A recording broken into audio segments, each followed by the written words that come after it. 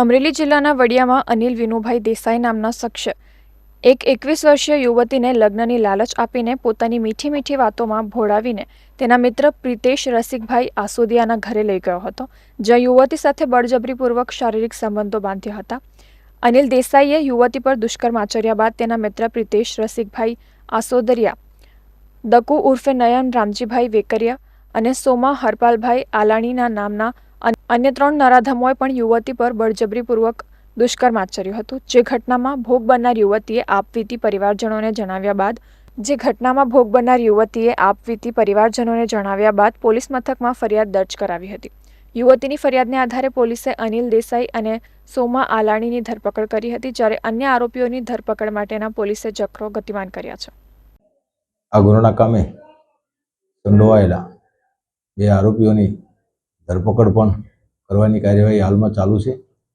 હસ્તગત કરી લીધેલા છે. એની વિગતવાની કાર્યવાહી કરી એને અરેસ્ટ કરવામાં આવશે. બાકીના જે 2 આરોપીઓ છે એને શોધવા માટેની વડિયા પોલીસ સ્ટેશનના પીએસઆઈ મિસ્ટર દવેને અને એની ટીમ એમાં સક્રિય છે અને એ મળી આવેથી પણ તેઓની ધરપકડ કરવામાં આવશે અને નિયમ મુજબની કાર્યવાહી કરવામાં આવશે.